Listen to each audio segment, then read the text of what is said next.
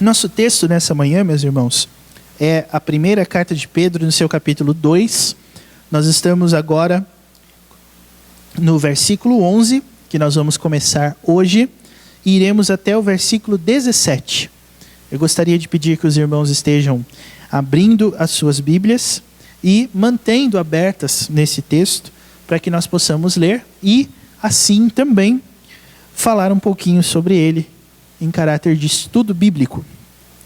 Primeira carta de Pedro, no seu capítulo 2, versículo 11 até o versículo 17. Vamos ouvir a leitura da palavra do Senhor.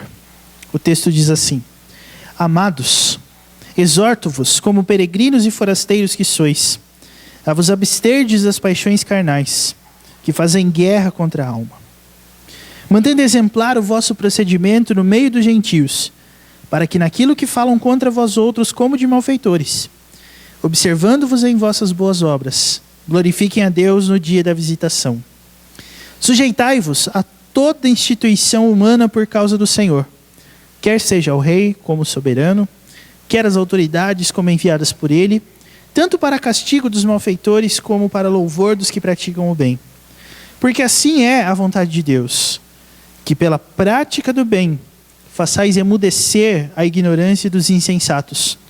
Como livres que sois, não usando todavia a liberdade por pretexto da malícia, mas vivendo como servos de Deus. Tratai todos com honra, amai os irmãos, temei a Deus, honrai o rei. Muito bem. Versículo 13, irmãos, é o versículo que eu queria ler aqui para nós concentrarmos a caráter de destaque o nosso olhar nesse momento. Então eu gostaria que todos que puderem possam ler também esse versículo junto comigo, versículo 13, ok? Vamos lá?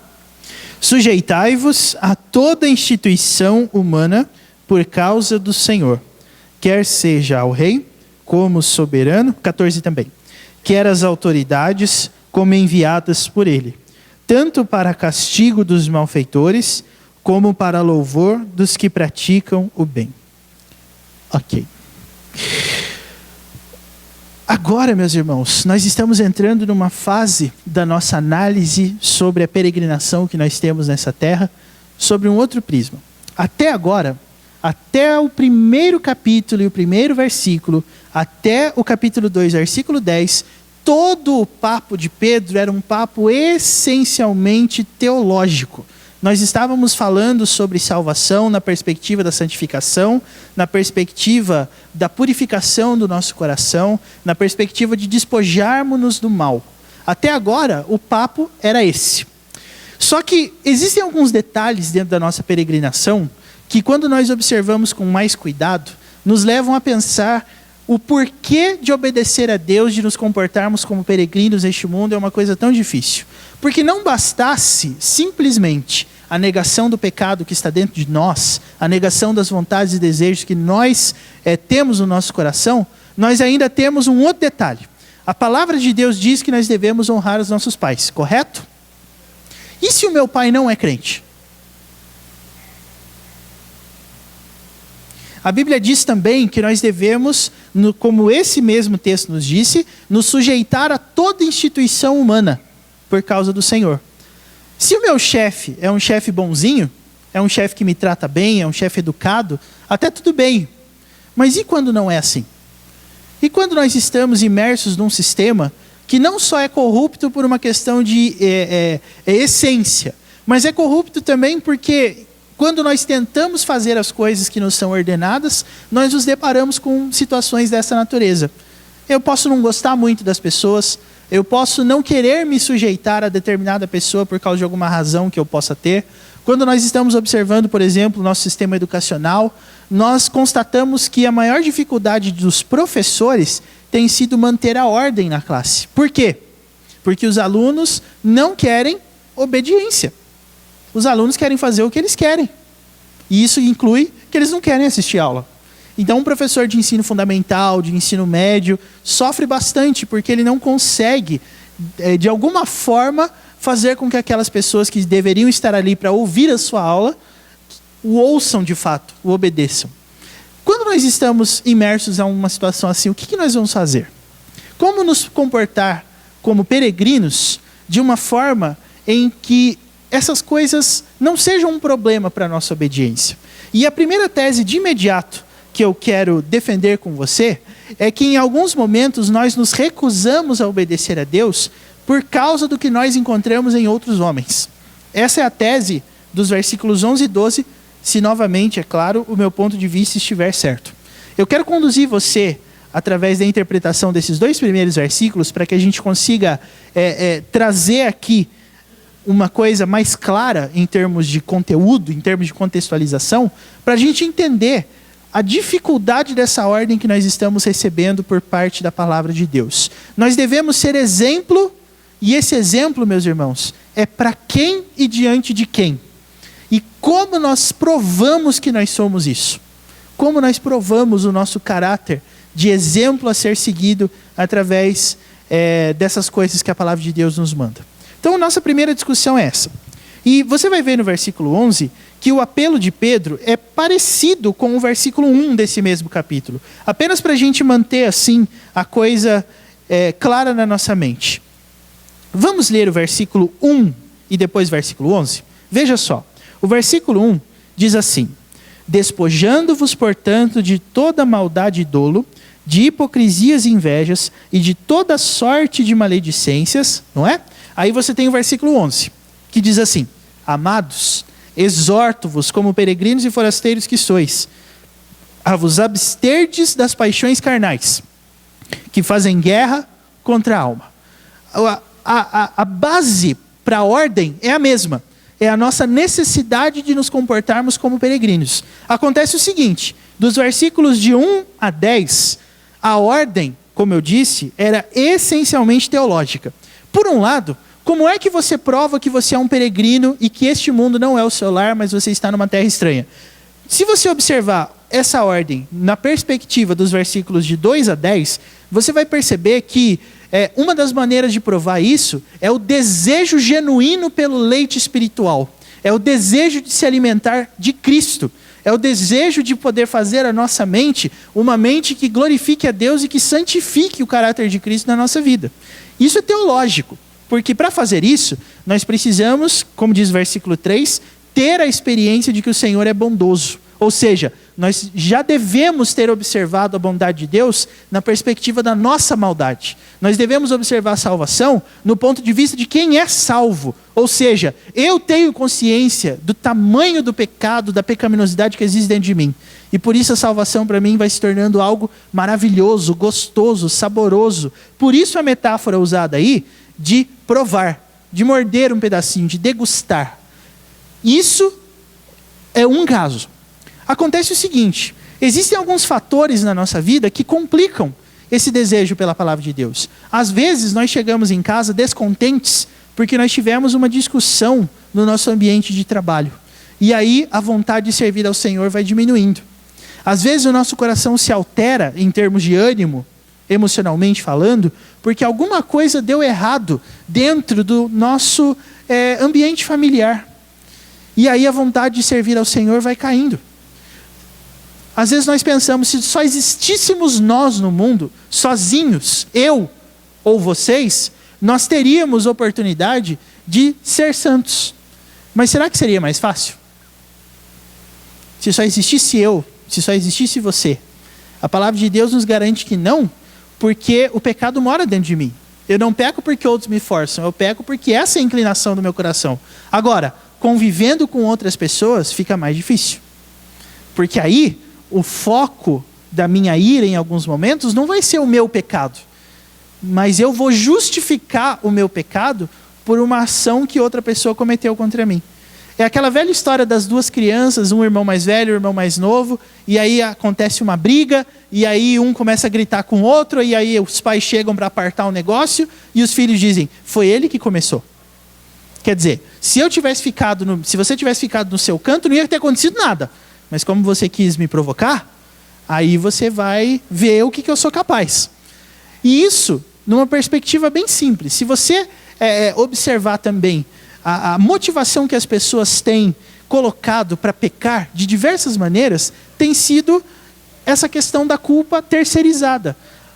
Um psicólogo esses dias divulgou lá no blog dele que 40% das pessoas que ele entrevistou que se separaram, divorciaram, né, no casamento, porque a outra pessoa é o motivo.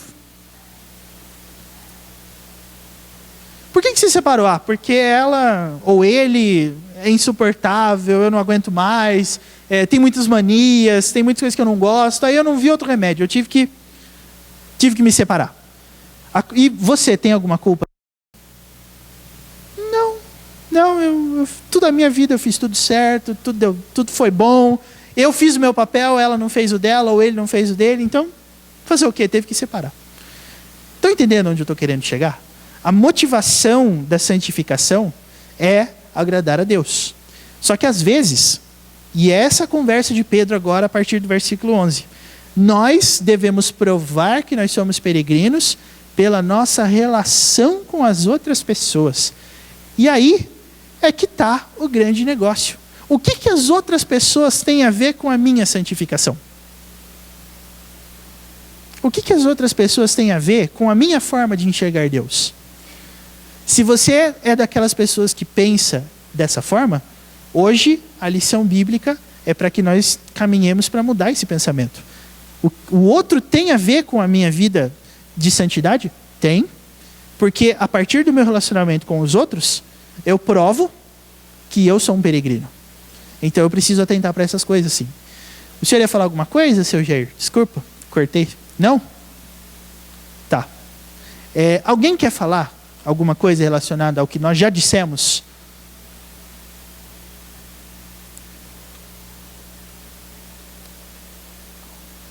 Não?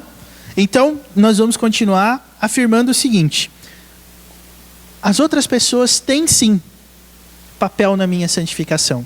As outras pessoas têm sim a ver com a minha vida pessoal com Deus. A maneira com que eu me relaciono com os outros diz muita coisa sobre a maneira com a qual eu me relaciono com Deus. E aí a gente começa a perguntar, mas o que tem a ver uma coisa com a outra? Ora, o que o evangelista João, na sua primeira carta, diz no seu capítulo 3 sobre essa questão? Vocês se lembram? Ele, quando ele argumenta sobre esse ponto, ele diz assim: se você não ama quem você vê, como é que você pode dizer que ama alguém que você não vê? Se você não consegue se relacionar adequadamente com as pessoas ao seu redor, com os seus irmãos na fé, e o contexto de João é esse, né? Não é o próximo em si, mas é o irmão na fé, o que foi salvo assim como eu fui. Como é que eu vou me relacionar com um Deus que eu não vejo? E é interessante a Bíblia falar que a gente não pode ver a Deus, não é?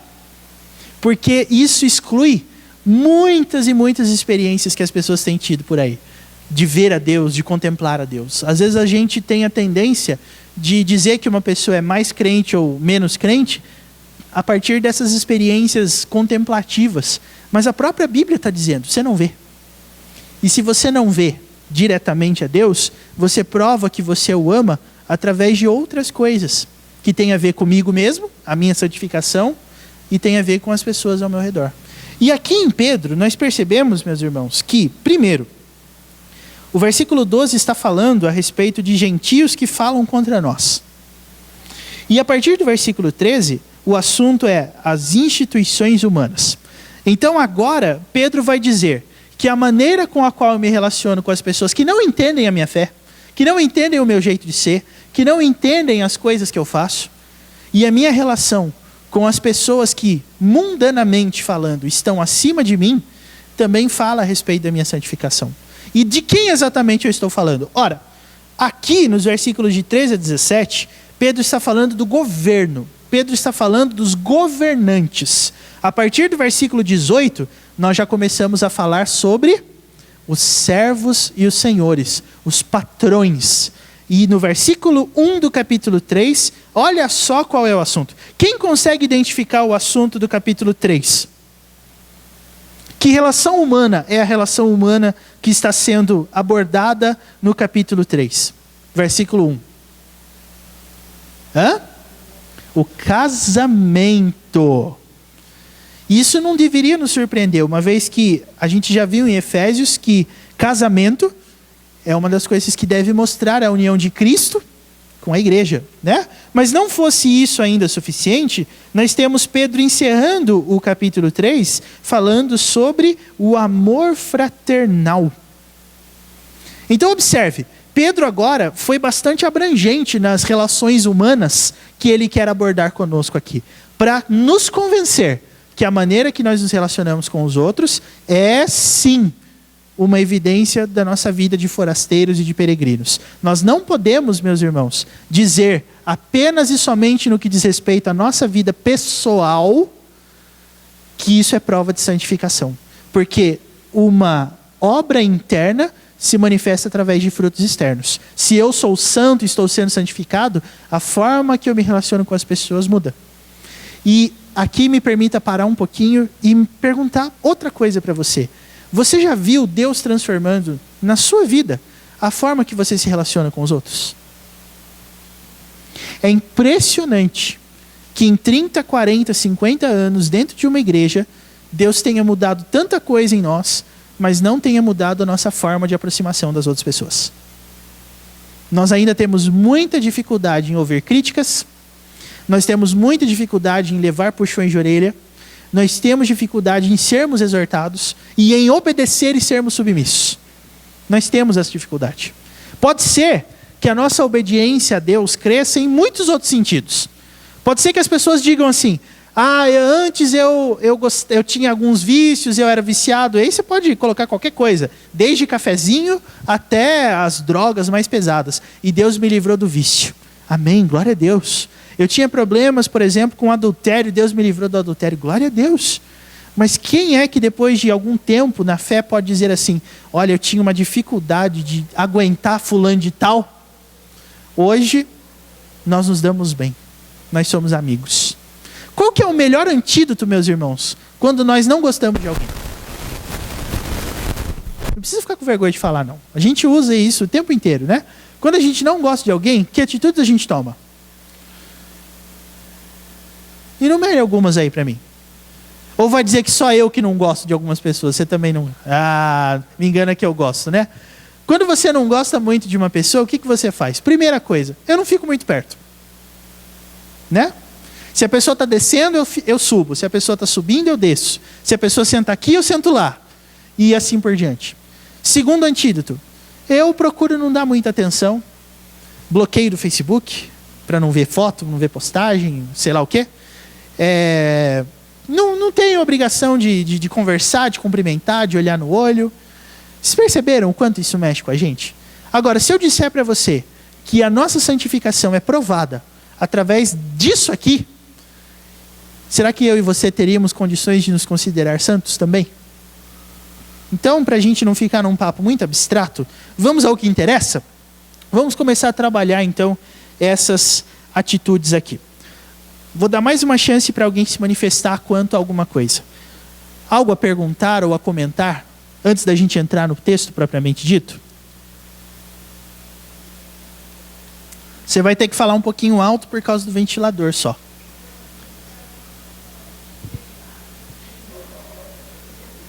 Oi? Eunuco? Não, eunuco era o cargo dele. Aquele texto de Atos, né, que a senhora está falando, eunuco é o cargo. É o cargo que ele representava. Tá bom? Etíope é a nacionalidade, né, da Etiópia, e eunuco é o cargo. Diga. Vamos fazer o seguinte? Melhor assim, né? Então, quando a gente tem essa pessoa que a gente não se enquadra muito, vamos usar esse... e fica nisso só, né? Nisso só que eu digo é você evitar a pessoa ou bloquear no Facebook. O duro é quando, além de fazer isso, e ainda a gente age falando, muitas vezes até detonando a pessoa, né? Por um motivo ou por outro. Aí é cruel, né? E a gente, é que nem você falou, com certeza não é só você que tem isso. Eu mesmo tenho lutado muito com isso, tenho pedido para Deus que Deus tenha me dado entendimento e para que eu possa lidar com essa situação. Hoje, graças a Deus, eu já Mas eu sofri muito com isso. Muitas vezes de olhar a pessoa e até pré-julgar a pessoa por uma coisa. Eu nunca nem conversado com essa pessoa eu já tive, e a gente acaba fazendo certos, né, julgamentos da pessoa. Mas hoje, graças a Deus, eu já tenho. Ainda sofro um pouco, mas é bem menos do que era. Mais algum comentário, gente? Hoje nós temos que usar o microfone aí, porque senão vai ficar difícil da gente ouvir uns aos outros, né? Espero que isso faça vocês falarem também, né? Porque às vezes você fala assim, vai ter que falar no microfone, não vou falar mais. Não tem problema, a gente dá um jeito. Mais ninguém? Então vamos lá, irmãos. Vamos trabalhar os primeiros tipos aqui de relações humanas que Pedro está abordando a partir do versículo 11. O versículo 12 está falando dos não cristãos, em geral. Tá ok? Do versículo 13 em diante, as autoridades, para a gente definir isso de uma forma interessante. Quanto aos não crentes, qual é a orientação que Pedro está nos dando para provar que nós somos peregrinos? Primeira coisa que Pedro está dizendo: vocês precisam manter exemplar o procedimento no meio dos gentios. Manter exemplar o procedimento no meio dos gentios. Perceba, então, que quando o apóstolo Pedro está abordando santificação, ele também está dizendo que santificação precisa ser atestada por outras pessoas. A obra de Cristo em mortificar o nosso pecado dentro de nós não é uma coisa que só Deus e eu vamos perceber, mas é algo que as pessoas ao nosso redor também vão perceber. É algo que você vai perceber muito claramente dentro da sua vida. As pessoas ao seu redor, e aqui o texto está sendo muito claro quando ele usa a palavra gentios. Nós estamos falando dos não crentes em especial. E aí, uma pegadinha teológica para você. Como é que uma pessoa morta nos delitos e pecados, como os gentios são, porque eles ainda não foram convertidos, né? Como é que eles têm capacidade de identificar um procedimento diferente? Como é que eles têm capacidade de identificar santidade se eles estão mortos? Pegadinha teológica. Pedro está falando que nós temos que manter o nosso procedimento exemplar no meio dos gentios. Como é que os gentios vão saber que nós somos santos se eles estão mortos? Pegadinha teológica. Aqui a gente pensa assim. Porque vamos ser bem honestos aqui. Quando a gente fala sobre morte na Bíblia, o que morte te lembra?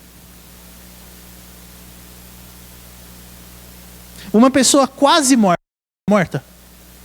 Sim ou não? Não. Mas uma pessoa morta, está morta? Ou seja, a pessoa morta tem algum pedacinho de vida dentro dela? Por menor que seja? Não. Ok? Mas como é que uma pessoa morta pode olhar para uma pessoa viva e perceber alguma coisa diferente?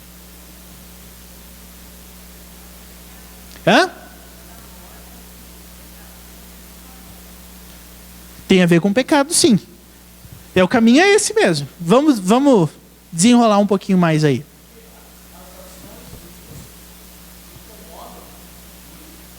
Vocês ouviram? Vocês ouviram?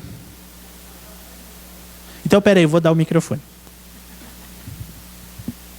As ações daquele que é justo, daquele que busca a santidade, elas incomodam o ímpio, porque aquilo que é luz, a luz resplandece nas trevas, então ela destaca o comportamento errado do ímpio, portanto, ela incomoda o ímpio. Eu não sei se realmente esse gentio é eleito de Deus, Deus vai proporcionar assim que ele perceba, que ele observe o comportamento, o testemunho do cristão. Deus vai agir no tempo de Deus, né? Então, se vocês entenderam bem o que foi dito aqui, nós estamos em dois sentidos diferentes. ou nós identificamos esses gentios do versículo 12 como o gentio de uma forma geral, quem não é salvo, ou o gentio eleito, que não é salvo ainda, mas pode vir a ser no futuro. Qual que vocês acham que é a probabilidade mais palatável para esse versículo 12? Os gentios a quem Pedro está se referindo aqui, que nós devemos manter o nosso procedimento exemplar, são os gentios eleitos ou são os gentios? Que a gente não sabe se serão salvos, ou sabe. Como é que a gente pode definir essa questão?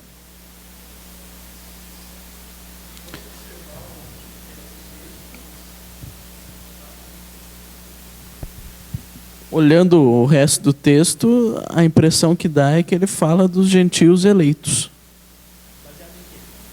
Porque ele diz assim que mantendo exemplar o vosso procedimento no meio dos gentios, para que naquilo que falam contra vós outros como de malfeitores, observando-vos em vossas boas obras, glorifiquem a Deus no dia da visitação. Eu não sei se esse dia da visitação se refere ao dia do juízo ou ao dia em que esse gentio eleito for convertido. Mais alguma tese? Vou falar bem rapidinho. A nossa tarefa é testemunhar Jesus, o Senhor, né, através do nosso ato, né? E nós devemos falar, como você falou aqui outro dia, né, no sermão, né, que nós devemos usar a palavra também. Nós não sabemos quem é o eleito e quem não. Cabe a nós falarmos, né? Agora Deus é que age. Okay. Mais alguma tese, irmãos?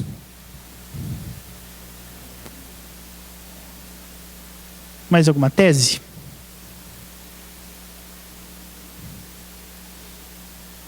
Bom, não? Eu achei que alguém tinha levantado a mão, acho que eu estou vendo coisas. Então, deixe-me transmitir para você aqui o que dá para a gente dizer sobre o texto. Que os gentios vão perceber o nosso procedimento, e se eles vão mesmo.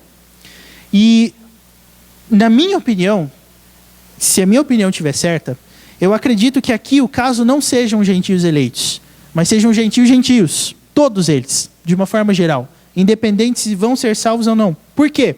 Porque a questão aqui não é conversão. A questão aqui é reconhecer como peregrino, reconhecer como diferente. E como é que o nosso mundo percebe que nós somos diferentes? A resposta o próprio texto dá. Eles falam contra nós. Ou seja, o nosso mundo persegue aqueles que são diferentes. Então, se todo mundo sustenta uma opinião sobre um assunto X, e vem uma pessoa e sustenta o Y, essa pessoa será perseguida. Essas questões éticas, por exemplo, do nosso mundo, do nosso tempo, tem muito a nos ensinar sobre isso. Porque, por exemplo, existem os feministas ou as feministas se levantando dizendo que aborto é um direito. Se a mulher quiser abortar, ela pode, porque o corpo é dela. E isso é uma posição que está ficando cada vez mais crescente. Agora, se levanta uma pessoa e fala assim, não vai abortar, não. Porque o que está dentro dela não é uma extensão do corpo dela, mas é uma outra vida que está sendo concebida. Você vai ser tido como o quê? Sem entrar no mérito de cristão ou não cristão. Mas, se você pensar diferente nesse sentido, o que vai acontecer com você?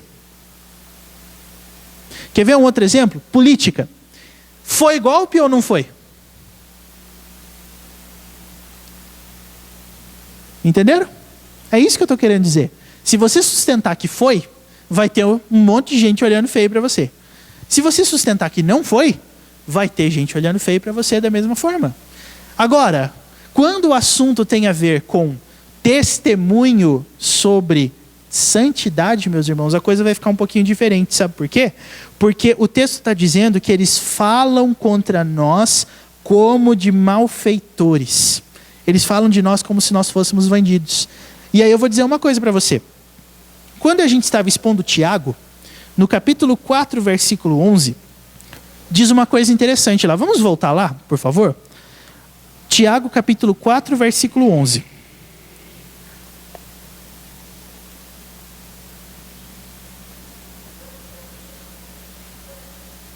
Veja, eu vou ler para facilitar a nossa comunicação aqui. Tiago 4,11 diz assim: Irmãos, Não faleis mal uns dos outros. Aquele que fala mal do irmão ou julga seu irmão, fala mal da lei e julga a lei.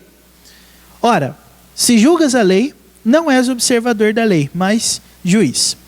Duas explicações. Por que esse texto foi lido? Porque o falar mal desse versículo 11 de Tiago 4 é a mesma palavrinha grega de 1 de Pedro 2, que é relacionada a esse falar contra. Então, o que Tiago chama de falar mal na língua portuguesa é a mesma coisa que Pedro chama de falar contra na língua grega. E o que é esse falar contra?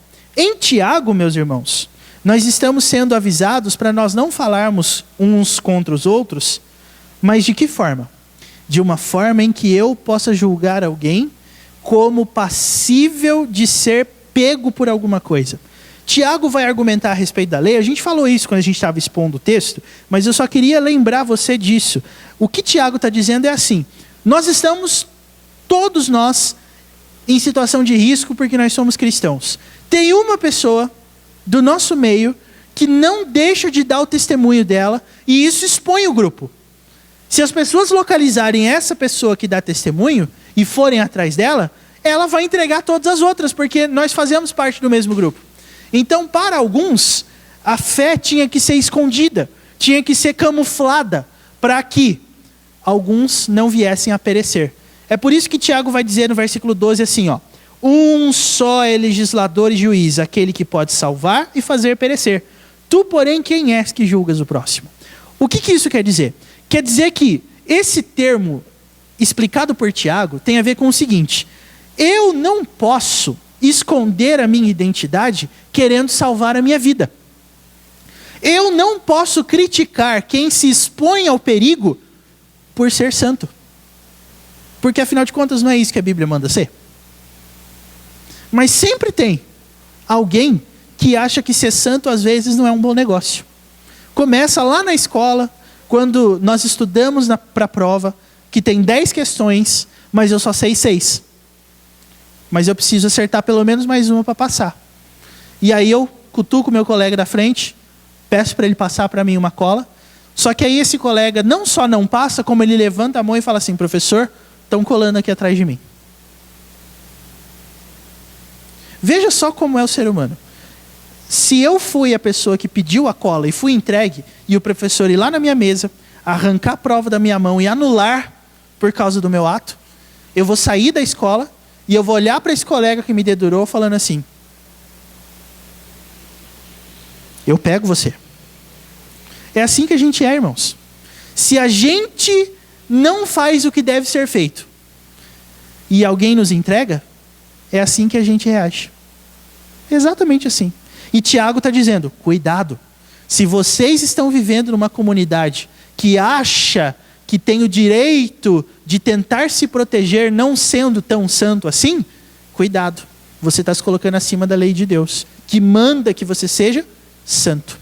Quando você observa esse mesmo termo sendo usado aqui em Pedro, meus irmãos, a questão é exatamente a mesma coisa.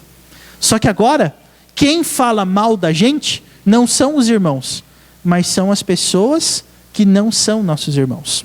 O contexto mudou nesse sentido. Então, como que a gente vai perceber a nossa santidade sendo atestada pelos não crentes? Quando eles perceberem que as minhas atitudes são diferentes das deles. Então a gente poderia até ser mais sucinto na explicação para dizer o seguinte: quando o ímpio notar você, quando a sociedade notar, perceber você, essa é a prova de que nós estamos sendo peregrinos. Porque o nosso mundo persegue quem não pensa igual, quem não age igual. Se nós, em meio aos nossos colegas, familiares, que não são crentes, não somos percebidos, mas nós somos tidos como qualquer um do meio, nós estamos fazendo alguma coisa errada. E olha só o quanto isso é rico em termos de aplicação. Pode ser que você não seja o único crente da sua escola, por exemplo, da sua faculdade, do seu ambiente de trabalho.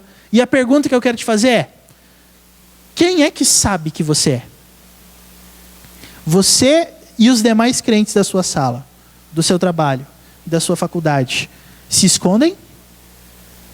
E o que eu quero dizer com se esconder? Ora, em vez de abster-se das paixões carnais, vocês estão dando vazão para ela. Em vez de vocês negarem os desejos malignos, vocês estão alimentando. Quando você junta 10 moleques olhando uma menininha passar e dando aquela secada de cima a baixo, e você percebe que tem um 11º que não fez isso, a primeira coisa que os outros moleques vão olhar para ele vai falar assim: eu acho que ele não gosta. No mínimo, vai acontecer isso. Então, já que eu não quero, já que eu como homem, né, de verdade, não quero passar por esse papelão, então quando a menininha passar de novo, eu é que puxo aquela secadinha. Para que os outros possam olhar e falar: ah, esse aí é homem, esse aí é macho, esse aí é dos nossos. E perceba, é difícil fazer isso, irmãos. E sabe por que é difícil? Porque a ideia é que as pessoas, ao mesmo tempo que elas são prova da nossa santificação, são também algo que representa uma busca do nosso coração. Às vezes a gente tem alguns desejos que a gente não consegue expressar, mas as pessoas ao nosso redor, mesmo sem elas saberem, proporcionam a concretização desses desejos. Então, se eu, por exemplo, não nutro vontade no meu coração de me relacionar com uma pessoa que não é a pessoa com quem eu me casei, eu não preciso ir pegar uma pessoa e fazer um ato físico com ela. Tudo que eu preciso é acessar a internet, ou é ligar um filme e começar a desfrutar a cena. Entre aspas, eu não fiz nada. Mas na minha cabeça, muita coisa aconteceu. E aí, sabe o que vai acontecer? Vai chegar um momento onde você vai perceber que existem outras pessoas que sofrem da mesma coisa que você, mas em vez de procurarem ajuda, elas vão usar esse problema que vocês têm para continuar se alimentando disso. Eu estou citando um exemplo, mas pode ter outros. Muitos outros. É que tudo que diz respeito à sexualidade tem um apelo muito forte. E a palavra de Deus fala muito sobre isso. Mas a ideia aqui, meus irmãos, é que não é só sensualidade, não é só sexualidade, não é só a pornografia, mas é um monte de outras coisas que podem acontecer. Se eu não quero, ser identificado como diferente, a minha única opção é ser igual. E se eu for igual, os gentios não vão me perceber. Só que se eu for diferente, na mesma hora, vai ter alguma coisa me perseguindo que por onde eu for, as pessoas vão saber quem eu sou. Então, irmãos, a ideia aqui é a seguinte: nós devemos nos relacionar com as outras pessoas? Devemos. Mas de que forma? Você deve manter exemplar o seu procedimento. Sabe por quê? Porque se eles não falarem contra você, você não está dando um bom exemplo. A ideia aqui é: quanto pior falarem de você, como se você fosse um malfeitor, um bandido, melhor. Porque isso é um sinal de que você está servindo ao Senhor. Eu não entendi. Vou dar um exemplo. Imagine Jesus Cristo lá no seu ministério, sendo recebido em Jerusalém, com gritos triunfais: bendito que vem em nome do Senhor, hosana. 3 dias depois, o que aconteceu? Estava lá Pilatos, em meio àquela multidão na praça pública lá, e ele falou assim: é costume nosso soltar um prisioneiro. E nós temos aqui o Cristo, Jesus de Nazaré, e nós temos o criminoso Barrabás. Quem vocês querem que eu solte? E a multidão respondeu: Barrabás. E aí eu te pergunto, por que a multidão respondeu isso? Vamos voltar a fita um pouquinho mais? Antes de Jesus ir para a praça pública, ele estava lá na celebração da ceia do Senhor, que ele mesmo havia instituído. Estava lá jantando com seus discípulos. De repente, o Pedrão, esse mesmo Pedrão aqui, que escreveu essa carta, diz para ele: Jesus, por onde quer que fores, eu vou contigo até o fim. E Jesus olha para ele e fala assim: Pedro, antes que o galo cante, tu me terás negado 1, 2, 3 vezes. E o Pedrãozão: Senhor, ainda que me seja necessário morrer contigo, de modo algum te negarei. E o tempo passou, o galo cantou, Pedro se deu conta do que ele tinha feito, correto? E você vai perceber que a negação de Pedro, para quem não conhece a história ou para quem não lembra, foi mais ou menos assim. Pedro estava lá, certo? Jesus estava lá dentro do templo falando com o sacerdote, foi levado pelos soldados e nenhum discípulo foi atrás dele. O mesmo Pedrão que estava lá jurando amor para Jesus, deixou Jesus ir sozinho lá com os soldados, não é? Aí Pedrão estava lá esperando Jesus sair, e de repente chega uma pessoa e fala para ele assim: escuta, você não estava lá com Jesus? Você não é galileu? O que ele responde? Jesus? Eu? Não tenho a menor ideia do que você está falando. Mais uma vez, mais 2 vezes, total 3 vezes. Ai! Então, esse tipo de coisa me faz pensar que Pedro sabia muito bem o que ele estava falando quando ele escreveu essa carta. Porque quando ele teve a oportunidade de fazer isso com Jesus, ele não fez. E o fato do galo ter cantado e dele ter se dado conta do que ele fez, com certeza, meus irmãos, foi o que motivou Pedro a escrever esse tipo de coisa. Quando você tiver a oportunidade de testemunhar, você testemunha sendo diferente. Eu não sei se talvez passou pela cabeça de Pedro lá quando ele estava no meio dos criados, do pessoal que estava ali do lado da fogueira. Eu acho que ele pensou assim: olha, se alguém aqui me identificar, é bem capaz que me levem lá para dentro com Jesus. Então é melhor eu ficar aqui tranquilo, né? É melhor eu salvar a minha vida. É por isso, meus irmãos, que eu acho tão interessante a unidade que a Bíblia tem. Porque esse falar contra de Pedro é o mesmo falar contra de Tiago. E lá em Tiago o assunto é esse. Quando você, pela sua posição, estiver correndo risco de vida e aí resolver tirar um pouquinho o pé, é a mesma coisa que Pedro fez, inclusive na palavra que ele usou. Então, quanto mais os ímpios falarem de você, melhor. Os ímpios difamam a gente, irmãos, porque nós somos diferentes deles. Eles dizem: lá vai o radicalzão, lá vai o coxinha, né? Lá vai o pão com mortadela, ambulante, dependendo de qual lado você está. Lá vai o santinho, lá vai o pastorzinho. Esse aí, domingo à noite, prega na igreja dele. Pastorzinho. Quando o pastor dele está de folga, pede para ele. Ele vive dando lição de moral na gente aqui. Irmãos, isso é o que mostra que nós estamos sendo santos. Isso. Às vezes, para alguns de nós, isso pode parecer fanatismo. Isso pode parecer ser inoportuno. Mas para a Bíblia, sabe o que é? É ser santo. Ou você esperava que o mundo que jaz do maligno, quando você recebeu a Cristo, batesse palma para você? Ele odeia Deus. Inclusive Jesus disse isso: no mundo passareis por aflições. Ele também, isso em João 16, mas lá em João 17 ele também diz: e vocês vão ser odiados de todos, por causa do meu nome. E aí eu te pergunto: os ímpios te amam? Ou eles te odeiam? Brincadeirinha do setembro amarelo e do outubro rosa. Comente um coraçãozinho amarelo ou um coraçãozinho vermelho e eu vou dizer o que eu acho de você. Eu contei isso lá na casa da Dona Ruth, segunda-feira, no departamental da SAF. Eu botei um coraçãozinho amarelo lá, mas até agora eu não tive resposta. Talvez até amanhã, né? Mas o essencial, meus irmãos, é que lá na casa da Dona Ruth eu não comentei isso com vocês. Eu não comentei isso lá porque não era momento. Mas agora eu quero explorar um pouquinho mais. Por que nós somos tão interessados em saber o que as pessoas pensam de nós? Todo menininho de 16 anos, todo não, 8 entre 10 já fizeram isso. Coloque aqui um pontinho, coloque uma frase, coloque um coraçãozinho e eu respondo para você o que eu acho bonito em você, o que eu quero de você, papapá.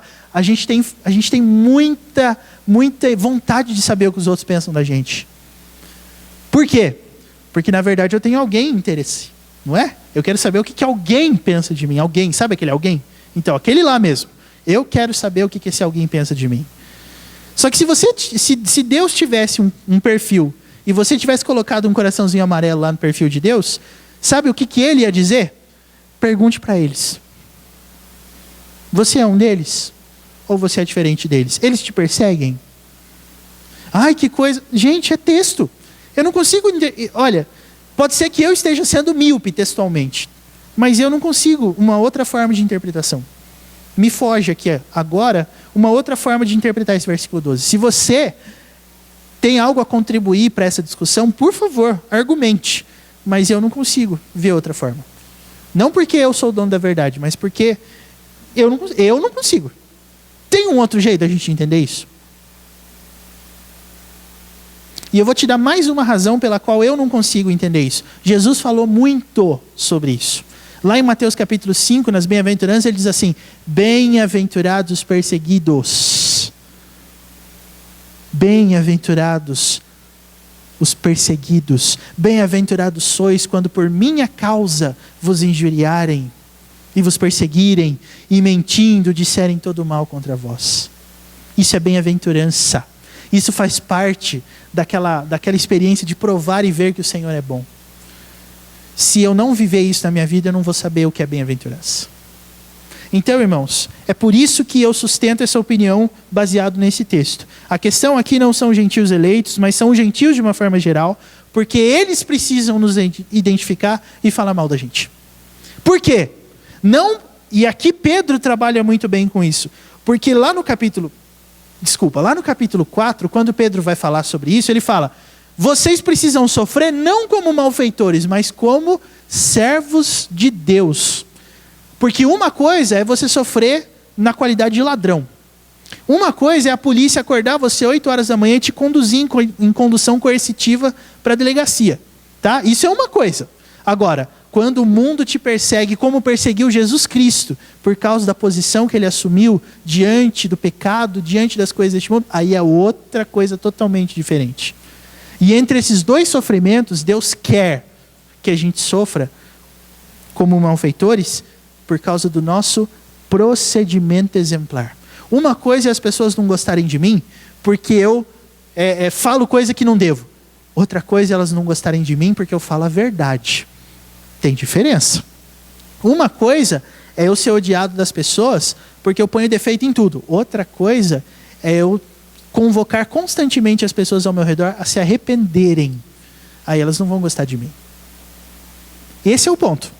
Então, irmãos, eu sei que só esse ponto gastou praticamente todo o nosso estudo. Então, eu vou segurar os versículos 13 em diante para a semana que vem. E para hoje nós vamos terminar com o seguinte: como é que a nossa peregrinação na terra é evidenciadamente verdadeira quando os gentios, por causa do nosso bom proceder, nos difamarem. Isso é inevitável na vida do cristão. Não tem como fugir disso. Todos os grandes apóstolos sofreram isso, todos os grandes homens não bíblicos, mas de Deus, sofreram isso, e o nosso Salvador sofreu isso também.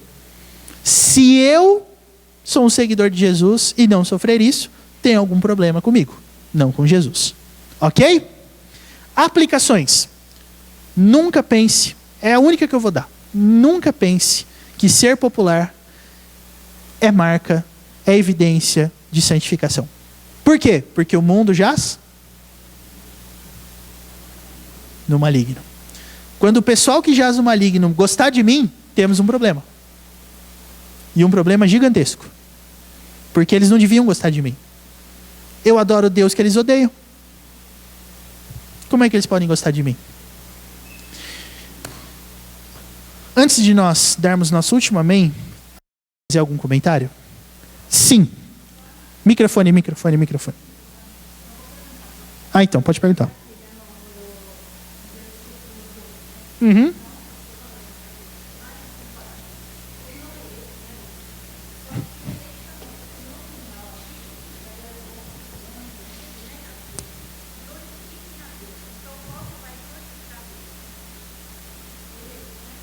Perfeitamente. E aí dá pra gente falar isso. Porque o objetivo, na verdade, do nosso procedimento é glorificar a Deus. Quando o gentio glorifica a Deus é porque alguma coisa aconteceu. Realmente. Aí sim. Sim.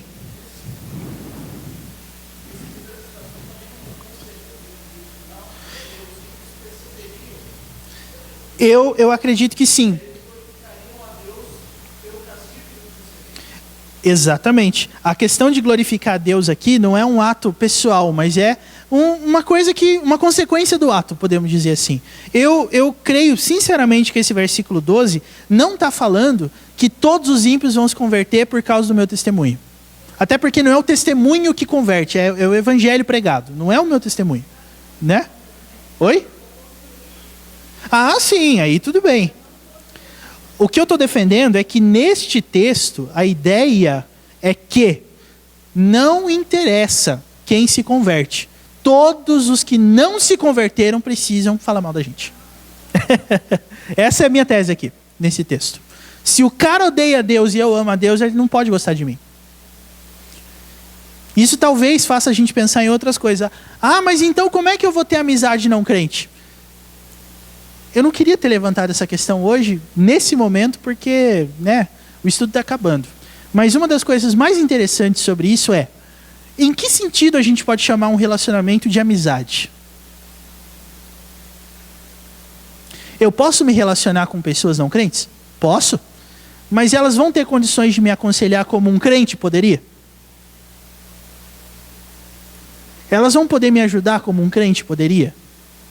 O meu relacionamento com elas é um relacionamento de transformação. Aí sim. Aí sim. Porque quem é amigo do mundo não pode ser inimigo de Deus e vice-versa. Então, não, quem não pode ser amigo do mundo não pode ser amigo de Deus, né? É isso, confundi. Então a gente também não pode achar que na vida as coisas vão ser tão românticas assim. Ai, fulano é meu amigo. Espera aí. Como que a gente pode dizer isso? Ele é seu amigo porque ele no mínimo compartilha algum interesse em comum com você. Aí você pode falar assim, eu e ele somos companheiros de futebol, nós jogamos bola juntos. E daí? Não, esse aqui é meu amigo. Por quê? Porque eu faço lasanha, ele gosta de lasanha, ele vai comer na minha casa. Eu também gosto de lasanha. Entendeu? Mas isso me faz amigo? É isso que faz amigo? Nossa, ele gosta da banda que eu gosto. Né? Temos que rever um pouquinho em relação a isso também. Oi?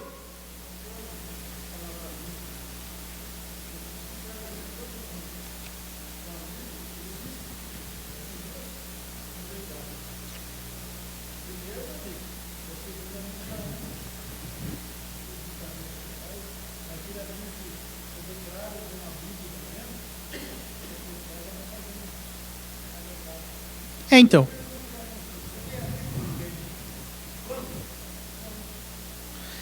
O grande...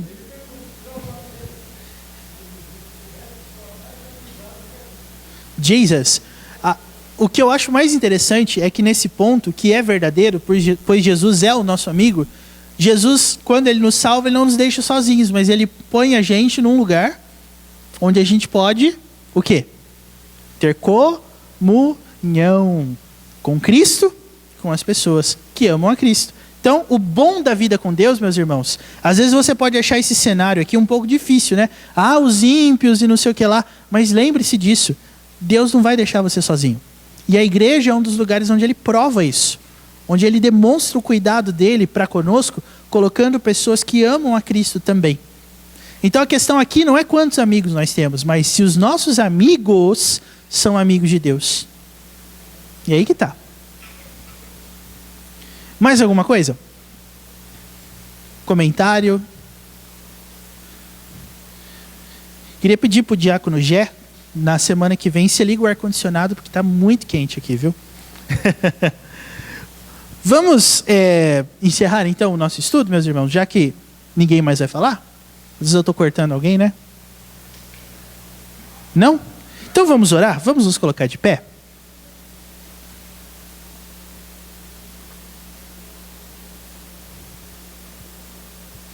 Senhor Deus, nós glorificamos o Teu nome nessa noite pelo ensino da Tua palavra.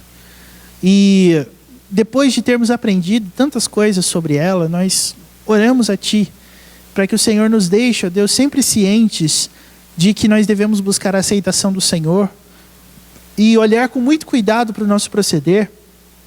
Se nós temos, ó Deus, com Ele, agradado um coração que não está convertido ao Senhor, que não quer a santidade, mas que as pessoas que estão, ó Deus, ao nosso redor, possam olhar para nós e compreender que muito mais do que ser popular, muito mais do que ser aceito, é agradar a Ti.